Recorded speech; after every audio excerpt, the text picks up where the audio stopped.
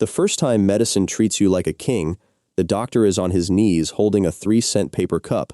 You are 41,000 feet above the Atlantic, strapped into cream leather, with your shirt open and cold electrodes stuck across your chest.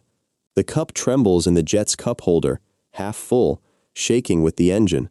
A flight doctor lifts it with one hand and watches your throat as you swallow. Your phone lights up beside him with 16 messages in 4 minutes. Family office, security, private cardiology. He turns the phone face down. Breathe with me. That cup began 27 years earlier, upside down in a clinic puddle. You are about to find out whether it can ever move toward you without making you smaller. Level 1, $0. At the public clinic, you are a number before you are a body. Your ticket says 87. The screen says 53. The television above the corner plays a cooking show with no sound, and a child asleep on 2 plastic chairs keeps twitching whenever the automatic door opens. At 6:42 in the evening, a triage nurse pushes a paper cup through the scratched window. It skids off the ledge, bumps your shoe, and lands upside down in gray water tracked in from the bus stop. You bend for it. Your wallet falls open. A library card, a pharmacy coupon, no cash. The man behind you looks away too late. By the time the doctor comes in, your fever has glued your shirt to your back. He does not sit. One hand stays on the door handle. His eyes move from the screen to your shoes, then back to the screen. How long has this been going on? You answer fast, because fast sounds grateful. He listens to your lungs for 6 seconds through your shirt. You leave out the dizziness. You leave out the night you sat on the bathroom floor counting tiles because standing up made the room tilt. Fear takes too much time. At the pharmacy, the antibiotic is $14.89. You count coins into the tray while the pharmacist keeps her hand near the receipt printer. She is not cruel, she is tired in a way that has no space left. 3 days later, the cough comes back sharper. That becomes the pattern. Relief, then a gap, then the next demand. Next time you decide, you will not arrive empty-handed. Level 2, $211.47. The urgent care has glass doors, a clean counter, and 1 orange fish swimming circles in a tank too small for its ambition. You pay before anyone touches you. When your card clears, the receptionist's voice lifts half an inch. Have a seat. We'll get you right back. Right back means 34 minutes. A nurse wraps a cuff around your arm and asks if you want water. This time the paper cup comes from her hand to yours, upright and dry, with the clinic logo printed in blue. You hold it carefully, like it has terms and conditions. The doctor rolls in on a stool. He presses under your jaw. He asks follow-up questions. Then he says, "You did the right thing coming in." The sentence almost knocks you over. 9 minutes later, he is gone. You leave with a prescription, a stapled packet, and the strange new knowledge that money can make concern arrive faster. Then, 26 days later, a bill appears for lab processing you do not remember approving. $138.60. The gap has a price tag. Relief, then 26 days, then the demand. At the next level, they stop asking for payment at the door. They hide the door inside the paperwork. Level 3, $58 at the desk, $3,842 behind it. You get a job with insurance. The card has your name spelled correctly, and for 3 seconds in the parking lot, you stare at it like a passport. The clinic attached to your plan has carpet. The magazines are current. A medical assistant calls your name, not your number, and you look up too quickly. The doctor enters with a laptop already open.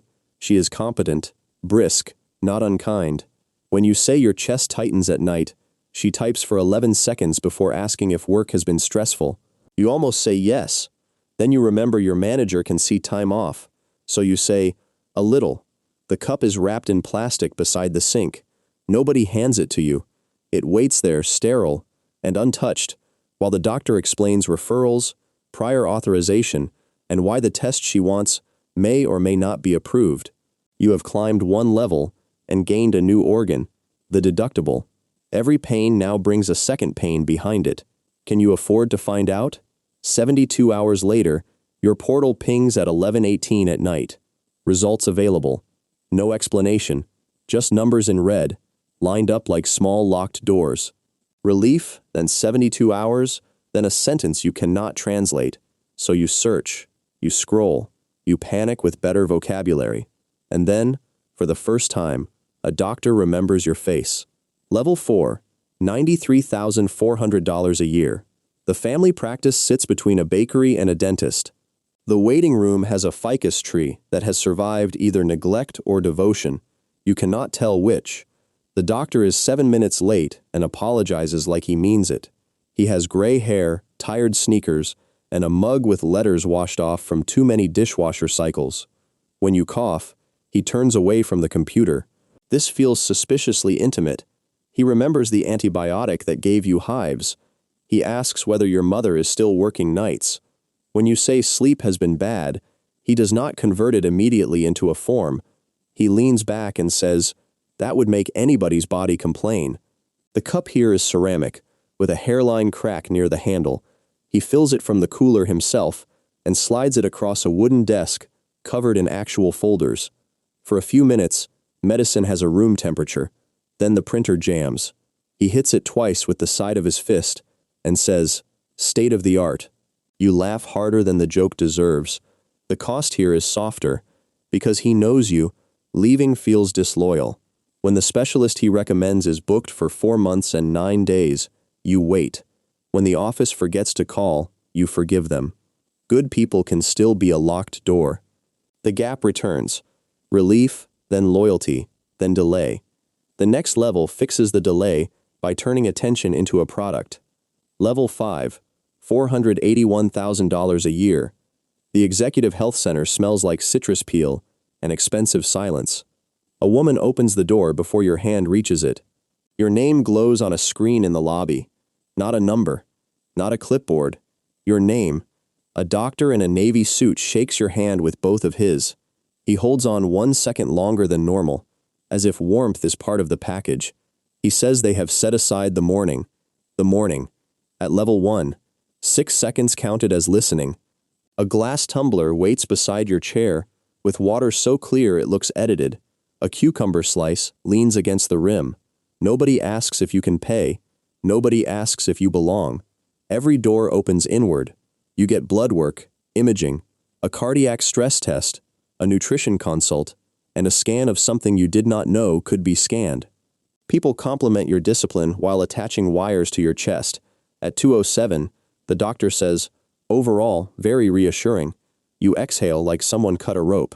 47 hours later, an email offers an enhanced longevity panel for $6,900.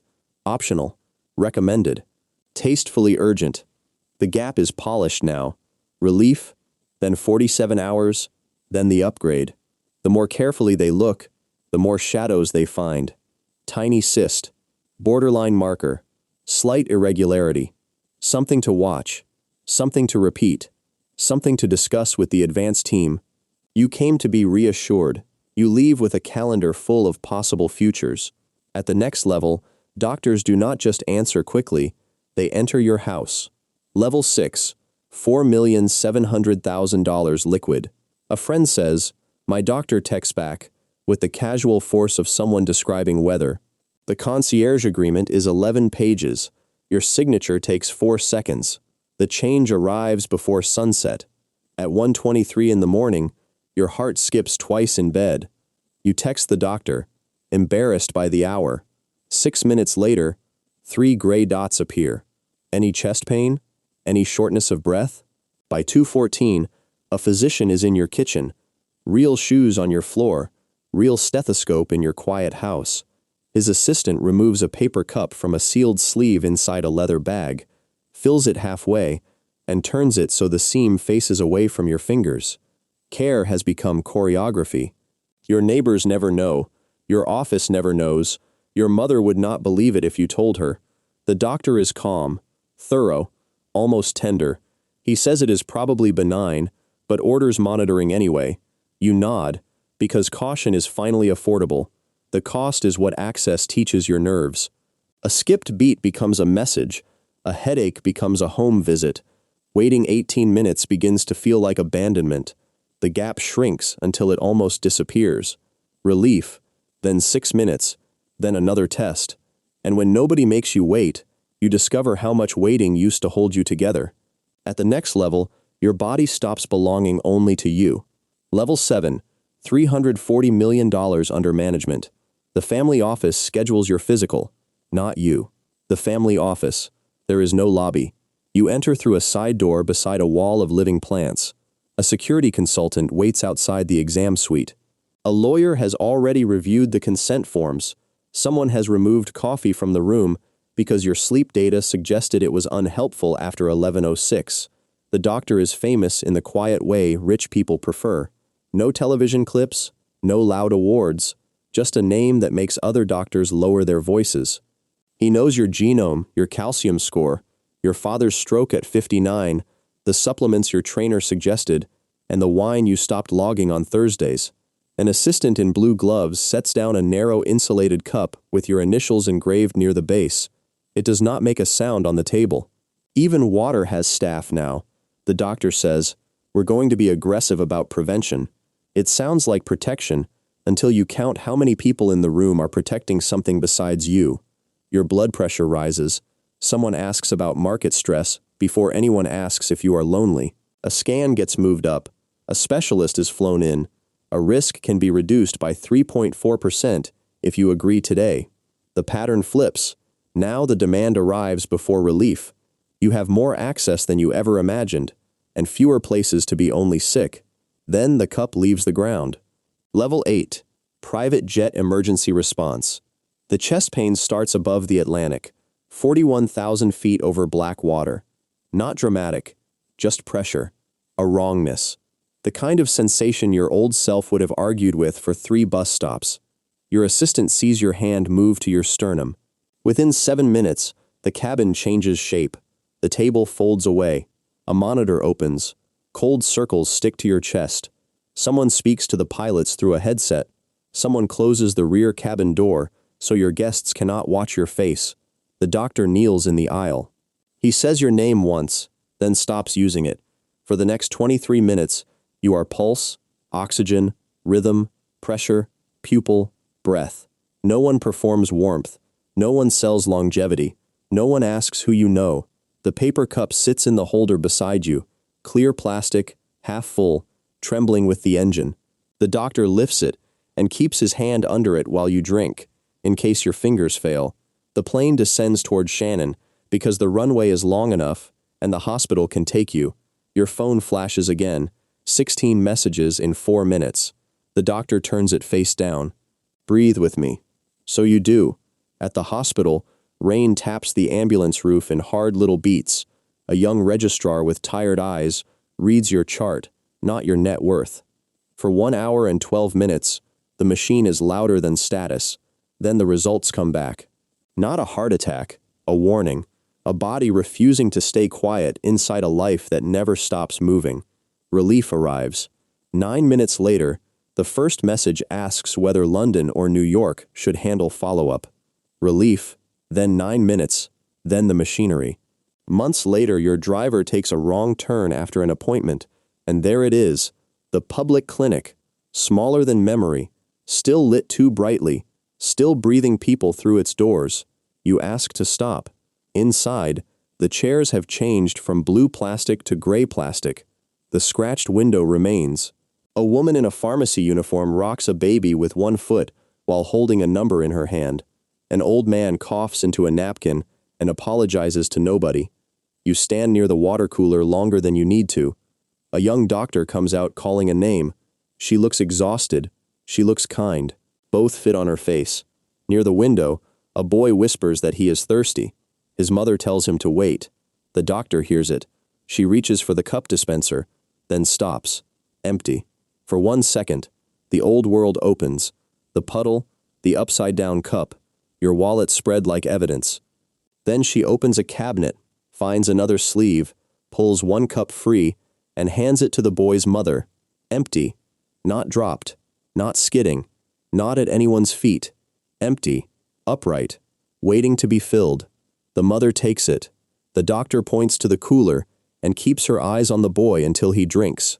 You do not know whether the doctor saw you. You do not need her to. The cup finally moved towards someone without making them smaller. And after 27 years, the rarest luxury is not being treated like a king. It is watching someone be treated like a person before anyone knows what they are worth. If this one stayed with you, leave a thought below